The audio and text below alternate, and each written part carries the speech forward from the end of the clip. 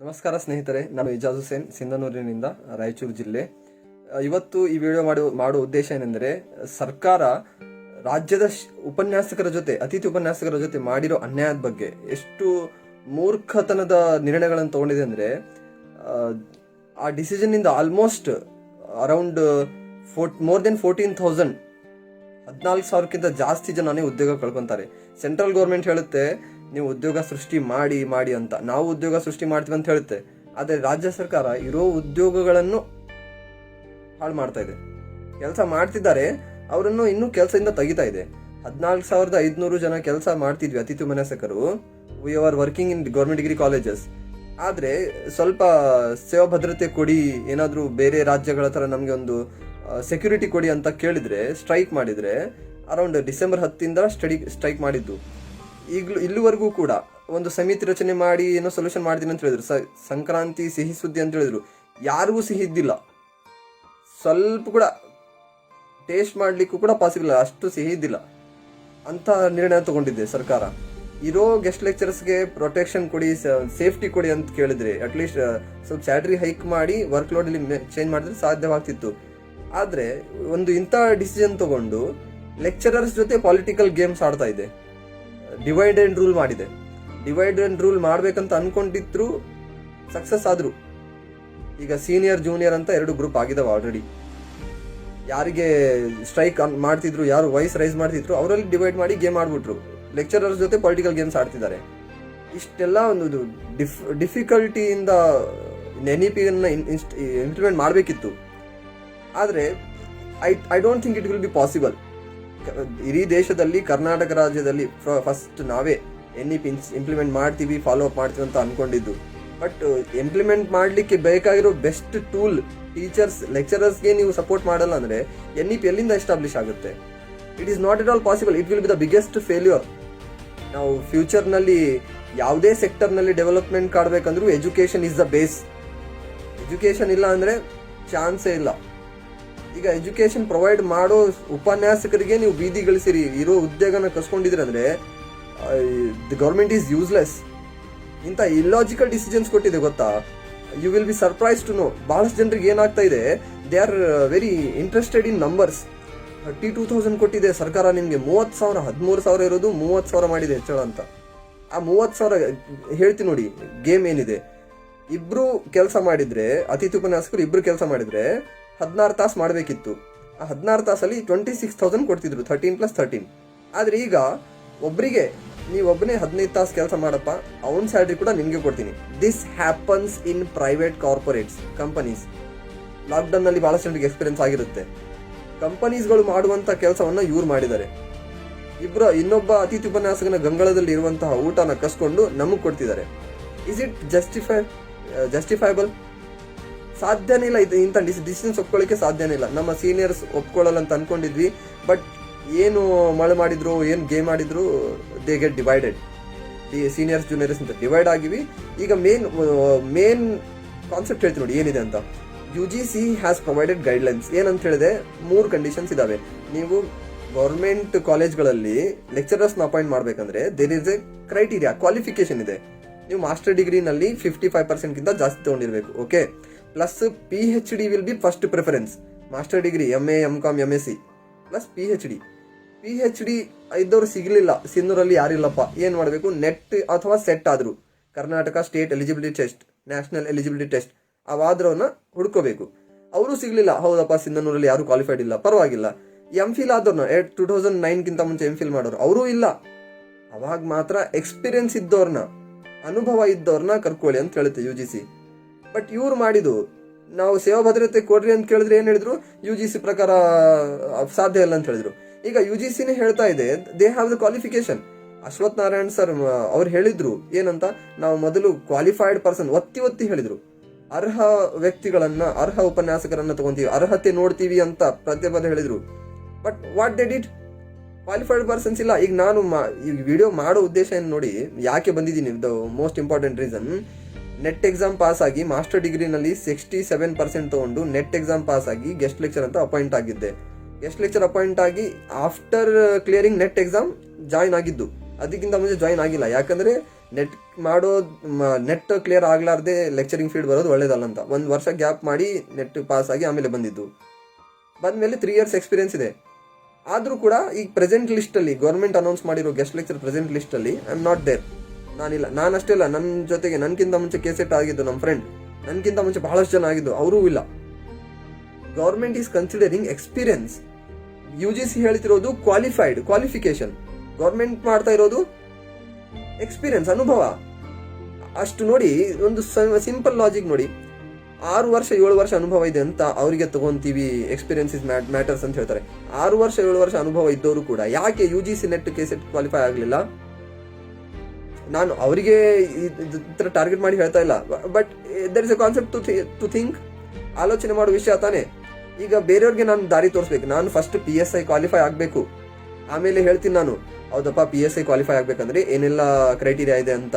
ನಾನು ವಿಡಿಯೋ ಮಾಡ್ಬೋದು, ಯೂಟ್ಯೂಬ್ನಲ್ಲಿ ಚಾನಲ್ ಓಪನ್ ಮಾಡ್ಬೋದು. ಬಟ್ ನಾನೇ PSI ಆಗಿಲ್ಲ, PC ಕೂಡ ಆಗಿಲ್ಲ, ನಾನು ಕೋಚಿಂಗ್ ಸೆಂಟರ್ ಓಪನ್ ಮಾಡ್ತೀನಿ, ಬರ್ರಿ ನಿಮ್ಗೆ ಪಾಠ ಮಾಡ್ತೀನಿ ಅಂದ್ರೆ ನಂಬ್ತೀರಾ? ಬರ್ತೀರಾ ನೀವು?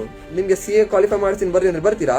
ನನಗೆ ಕೇಳ್ತೀರಾ ವಾಟ್ಸ್ ಯುವರ್ ಕ್ವಾಲಿಫಿಕೇಶನ್ ಅಂತ? ಅದೇ ತರ ನಾನು ಈ ಬರುವಂತ ಸ್ಟೂಡೆಂಟ್ಸ್ಗೆ ಅಟ್ರಾಕ್ಟ್ ಮಾಡಿ, teaching field is the best field, teacher ಆಗ್ರಿ, ಭವಿಷ್ಯ ಒಂದು ದೇಶವನ್ನು ಡೆವಲಪ್ ಮಾಡ್ಲಿಕ್ಕೆ ಸಪೋರ್ಟ್ ಮಾಡಿ ಅಂತ ಹೇಳ್ಬೇಕಂದ್ರೆ first I should be the qualified person. ಹೌದಾ? ನಾನು ನೆಟ್ ಕೆಸೆಟ್ ಇಲ್ಲ PhD ಮಾಡಿರ್ಬೇಕು. PhD ಮಾಡ್ಬೇಕಂತಾನೆ ನೆಟ್ ಕೆಸೆಟ್ ಪಾಸ್ ಆಗಿದ್ದು. ಈಗ PhD ಹಾಗಾದ್ರೆ ನೀವು ನೆಟ್ ಕೆಸೆಟ್ ಕನ್ಸಿಡರ್ ಮಾಡಲ್ಲ, PhD ಕನ್ಸಿಡರ್ ಮಾಡಲ್ಲ ಅಂದ್ರೆ first you should have told us. ನಮ್ಗೆ ಹೇಳಬೇಕಿತ್ತಲ್ಲ ಮೊದಲೇ, ನಾವು UGC ಗೈಡ್ಲೈನ್ಸ್ ಫಾಲೋ ಮಾಡಲ್ಲ, ನಾವು ನಿಮ್ಗೆ UGC ನೆಟ್ ಸೆಟ್ ಪಾಸ್ ಆಗಿಲ್ಲ ಅಂದ್ರೂ ನಡೆಯುತ್ತೆ, ನೀವು ಜಸ್ಟ್ ಮಾಸ್ಟರ್ ಡಿಗ್ರಿ ಮಾಡಿ ಬರ್ರಿ, ಏನು ಎಲ್ಲಾದ್ರೂ 2-3 ವರ್ಷ ಕೆಲಸ ಮಾಡಿದ್ರೆ ನಡೆಯುತ್ತೆ. Biggest loophole of this announcement ಏನಿದೆ ನೋಡಿ, ಬಹಳಷ್ಟು ಜನ ಫೇಕ್ ಎಕ್ಸ್ಪೀರಿಯನ್ಸ್ ಹಾಕಿದ್ದಾರೆ. And how the government is going to compare? ಅವ್ರ ಕಡೆ ಪ್ರೀವಿಯಸ್ ID ಇಲ್ಲ. ಬಹಳಷ್ಟು ಜನ ಹ್ಯಾಂಡಿಕ್ಯಾಪ್ ಇಲ್ಲ ಅಂತ ಆದ್ರೂ ಹ್ಯಾಂಡಿಕ್ಯಾಪ್ ಅಂತ ಹೇಳಿದ್ದಾರೆ. ಎಂತ ರಾಜ್ಯ ಇದೆ ರೀ? ಲಿಸ್ಟ್ ಒಂದ್ಸಲ ಅನೌನ್ಸ್ ಮಾಡಿದ್ಮೇಲೆ ಕ್ರಾಸ್ ಚೆಕ್ ಮಾಡ್ಕೋಬೇಕಾ? ಏನಿದೆ ಏನಿಲ್ಲ ಅಂತ ಕ್ರಾಸ್ ಚೆಕ್ ಮಾಡ್ಕೋಬೇಕಾ? ಕಾಲ್ ಮಾಡಿ ಹೇಳ್ಬೇಕಾಯ್ತು, ನೋಡಿ ಸರ್ ನೀವು ಲಿಸ್ಟ್ ಬಿಟ್ಟಿರಲ್ಲ, ಮೂರ್ಖರು ಕೂಡ ಬಿಡಲ್ಲ ಲಿಸ್ಟ್, ಅಲ್ಲಿ ಬಹಳಷ್ಟು ಮಿಸ್ಟೇಕ್ಸ್ ಇದಾವೆ. 35 ಪಾಯಿಂಟ್ಸ್ ತಗೊಂಡು ಕ್ವಾಲಿಫೈ ಆಗಿಲ್ಲ, 22 ಪಾಯಿಂಟ್ಸ್ ಇರೋರ್ನ ಸೆಲೆಕ್ಟ್ ಮಾಡಿರಿ, ನೀವು ಚೆಕ್ ಇಟ್ ಔಟ್ ನೋಡಿ ಅಂತ ಕಾಲ್ ಮಾಡಿ ಹೇಳ್ಬೇಕಾಯ್ತು. ಹೋಗಿ ಅಪ್ಡೇಟ್ ಮಾಡಿದ್ರು. ಮತ್ತೆ ಇನ್ನೊಂದು, ಈಗ ಲಿಸ್ಟ್ ಬಿಟ್ಟದ್ದು ನಮ್ಮ ಫ್ರೆಂಡ್ಸ್ ಫೋಟೋ ಸ್ಕ್ರೀನ್ಶಾಟ್ ತಗೊಂಡು ಹಾಕ್ತಿದ್ದಾರೆ ಲಿಸ್ಟ್ ಅಲ್ಲಿ. ನಾನು ನೋಡಿದ್ನಲ್ಲ, there are 3 consecutive names which are same ಹೆಸರಿದಾವೆ ಲಿಸ್ಟ್ ಅಲ್ಲಿ. 608, 609, 610, 610. ಈ 3 ಲಿಸ್ಟ್ ಅಲ್ಲಿ 3 ಏನು ಸಿಮಿಲರ್, ಆಲ್ಮೋಸ್ಟ್ ಸಿಮಿಲರ್ ನೇಮ್ಸ್ ಇದಾವೆ. 3 same. Father name, student aspirant name, ಅಂದ್ರೆ ಗೆಸ್ಟ್ ಲೆಕ್ಚರ್ ಯಾರು ಅಪಾಯಿಂಟ್ ಆಗಿರೋ ಅವ್ರ ಹೆಸರು ಆಲ್ಮೋಸ್ಟ್ ಸೇಮ್ ಇದಾವೆ. ಎಂತ ಇದು ನೋಡಿ, ನಾವು ಯಾರಿಗೆ ಸೆಲೆಕ್ಟ್ ಮಾಡಿರ್ತೀವಿ. ಇನ್ನೊಂದು ಮೋಸ್ಟ್ ಇಂಪಾರ್ಟೆಂಟ್ ಲಾಸ್ಟ್ ಹೇಳಿ ನಾನು ವೈಂಡ್ ಅಪ್ ಮಾಡ್ತೀನಿ. 2017-18 ಸಮೀಪದಲ್ಲಿ ಪ್ರಕಾಶ್ ಜಾವಡೇಕರ್ ಮಾನ್ಯ ಒಬ್ಬ ಮಿನಿಸ್ಟರ್ ಅವರು ಏನ್ ಹೇಳಿದ್ರು, you must qualify PhD to work as assistant professor in university ಅಂತ ಹೇಳಿದ್ರು. ಯೂನಿವರ್ಸಿಟಿ ವಿಶ್ವವಿದ್ಯಾಲಯಗಳಲ್ಲಿ ನೀವು ಅಸಿಸ್ಟೆಂಟ್ ಪ್ರೊಫೆಸರ್ ಆಗಬೇಕು, ಸಹಾಯಕ ಪ್ರಾಧ್ಯಾಪಕರು, PhD ಬೇಕಂತ ಹೇಳಿದ್ರು. ಓಕೆ, ಐ ಥಿಂಕ್ PhD ಅಂದ್ರೆ ಕ್ವಾಲಿಫೈಡ್ ಪರ್ಸನ್ ಇರ್ತಾರೆ, ಎಜುಕೇಶನ್ ಸಿಸ್ಟಮ್ ನ ಡೆವಲಪ್ ಮಾಡ್ತಾ ಇದ್ರು ಅಂತ.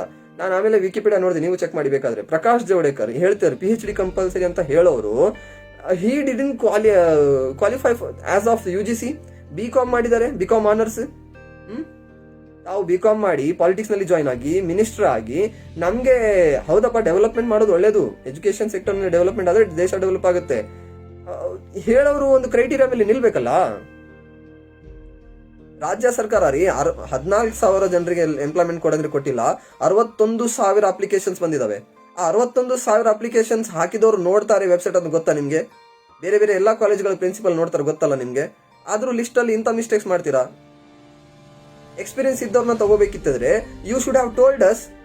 ಹೌದಾ? ಹೇಳ್ಬೇಕಿತ್ತಲ್ಲ ಮೊದ್ಲೇ, ನೀವು ನೆಟ್ ಸೆಟ್ಗೋಸ್ಕರ ಪ್ರಿಪೇರ್ ಮಾಡ್ಬೇಡಪ್ಪ, 1 ವರ್ಷ 2 ವರ್ಷ ಮನೆ ಕುಂತು ಓದ್ಬೇಡಿ, ಅಷ್ಟೇ ಯಾಕೆ ಕಷ್ಟಪಟ್ಟು ಓದ್ತೀರಿ? ವಿ ರಿಕ್ವೈರ್ ಎಕ್ಸ್ಪೀರಿಯನ್ಸ್ ಮೇಲೆ 3 ಪಾಯಿಂಟ್ಸ್ ಕೊಡ್ತೀವಿ ಹೇಳ್ಬಿಟ್ರೆ ನಾವ್ ಯಾಕೆ ರೀ ನೆಟ್ ಸೆಟ್ಗೋಸ್ಕರ ನಾವ್ ಎಷ್ಟು ಸ್ಟ್ರಗಲ್ ಮಾಡಿವಿ ನಮಗ್ ಗೊತ್ತು.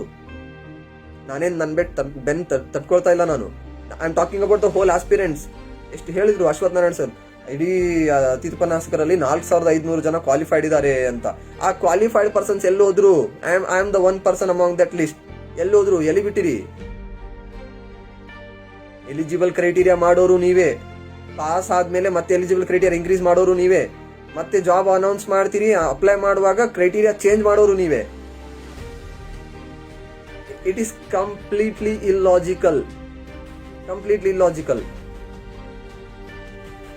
ಕ್ವಾಲಿಫೈಡ್ ಇದ್ರೂ ಕೂಡ ಎಷ್ಟು ಪ್ರಾಬ್ಲಮ್ಸ್ ಫೇಸ್ ಮಾಡ್ಬೇಕಾಗ್ತಾ ಇದೆ ನಮಗ್ ಗೊತ್ತು. Okay, we have other options. Assistant professor ಇದೆ, ಅದು ಅಪ್ಲೈ ಮಾಡಿ ಓದ್ಬೇಕು. ಎಕ್ಸಾಮ್ ಯಾವಾಗ ಅನೌನ್ಸ್ ಆಗುತ್ತೆ, ಯಾವಾಗ ಬರಿಬೇಕು, ಜಾಬ್ ಲೆಟರ್ ಯಾವಾಗ ಬರುತ್ತೆ, ಇಟ್ ಹ್ಯಾಸ್ ಎ ಡ್ಯೂರೇಷನ್. ಅಲ್ಲಿವರೆಗೆ ಚಂಬಿಡ್ಕೊಂಡು ತಿರ್ಗಾಬೇಕಾ? What about the family? ನೀವು ಬರೇ ಇಂಡಿವಿಜುವಲ್ ಪರ್ಸನ್ ನೋಡ್ತಾ ಇದ್ದೀರಿ, 14,000 ಮಂದಿ ನೋಡ್ತಾ ಇದ್ದೀರಿ ನೀವು. 14,000 ಕುಟುಂಬಗಳು. ನಿಮ್ಗೆ ಅಷ್ಟು ಈಸಿ ಮ್ಯಾಟರ್ ಅನ್ಸುತ್ತೆ. ಬಹಳಷ್ಟು ಜನರಿಗೆ ಇದೇ ಹೇಳ್ತಾ ಇದಾರೆ ಸಿಕ್ಕಾಗ, ಸರ್ ಬಾಬಾ 30,000 guest salary. 30,000 is the game of numbers. Work load ಜಾಸ್ತಿ ಮಾಡಿ ಬೇರೆ ನನ್ನ ಫ್ರೆಂಡ್ ನನ್ನ ಜೊತೆ ಕೆಲಸ ಮಾಡುವ ಗೆಸ್ಟ್ ಲೆಕ್ಚರ್ ಅವ್ನ ಸ್ಯಾಲ್ರಿ ಕಸ್ಕೊಂಡು ನನಗೆ ಕೊಡ್ತಾರಂದ್ರೆ how can I work satisfied? ಆಗುತ್ತಾ? ತೃಪ್ತಿ ಸಿಗುತ್ತಾ? ಸಾಧ್ಯನೇ ಇಲ್ಲ ರೀ. 10 ಜನ ಸ್ಟ್ರೈಕ್ ಕುಂತಿದ್ರು ಎಕ್ಸಾಂಪಲ್ ಚಳಿಗಾಲದಲ್ಲಿ.